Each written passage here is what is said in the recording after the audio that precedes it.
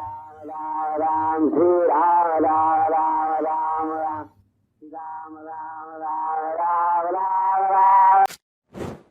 जय श्री राम दोस्तों, कैसे हो आप सब। स्वागत करता हूं आप सबका एक नए अंक में, एक नए एपिसोड में अपने YouTube चैनल स्टोरीज ऑफ बाबा नीम करौली, जहां मैं आप लोगों के साथ शेयर करता हूं बाबा नीम करौली महाराज की जीवनी, उनके कुछ किस्से और कुछ चमत्कार।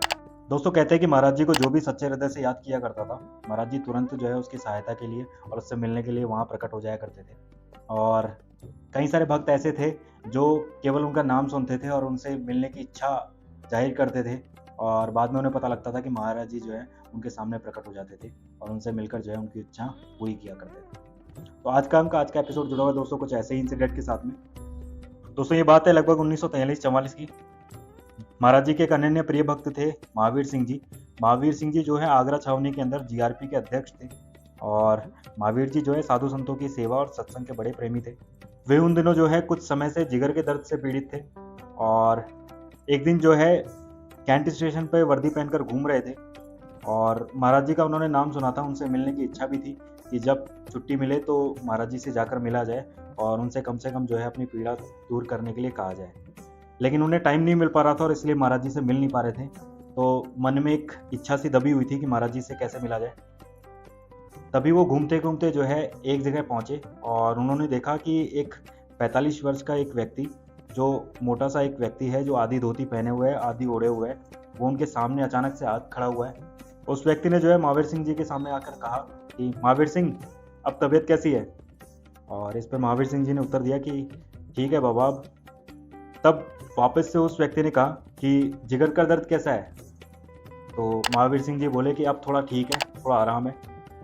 फिर उनके मन में एक इच्छा सी जाहिर हुई कि आखिर जो बाबा दिख रहे हैं वो कौन है और वो इतना कैसे जानते हैं।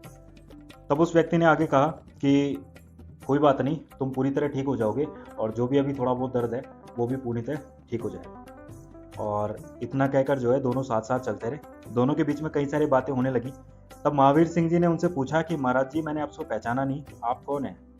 तब महाराज जी ने जो है उनके कंधे पर हाथ रखा और उनसे कहा, हम बाबा नीम करौली हैं, और हमको पता लगा कि तुम हमसे मिलना चाहते हो, हमें याद कर रहे थे, इसीलिए हम यहाँ तुमसे मिलने के लिए आए। और इतना कहकर महाराज जी ने उनसे कहा कि चलो तुम्हारे घर चलते हैं। इसके बाद में जो है महाराज जी महावीर सिंह जी के साथ में उनके घर गए, और घर पर जाकर जो है उन्होंने भोजन वगैरह किया। वहाँ पर लगभग जो है 2 दिन तक रुके, और इस बीच में जो है महावीर सिंह जी की जो भी बीमारी थी, जो भी दर्द था, वो पूर्णतः ठीक हो गया। महाराज जी की यही कृपा रही कि महाराज जी स्वयं जो है एक भक्त के घर जाकर जो है उनकी पीड़ा दूर करके आए। महावीर सिंह जी कहते हैं कि जब भी महाराज जी उनके घर आते थे तो उनके हवेली के बाहर जो है एक तख्त था, उस तख्त पे महाराज जी विराजमान रहते थे, और हमेशा महाराज जी जो है एक कंबल बिछवाते थे, तकिया लगवाते थे, और उस पर आधा लेटे हुए जो है घंटों घंटों तक जो है बातें किया करते थे। और कभी जो है दोनों हाथ अगल बगल में रखकर जो है हाथों के सहारे जो है बैठे रहते थे और दिन भर बातें किया करते थे।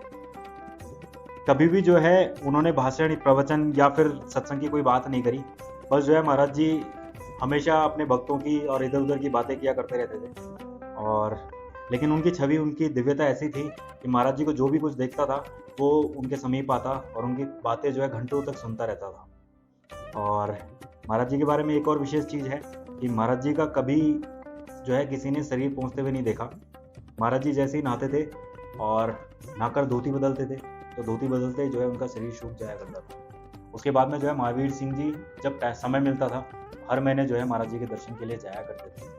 तो आज के अंक में, आज के एपिसोड में इतना ही दोस्तों। मिलते हैं अगले अंक में, अगले एपिसोड में।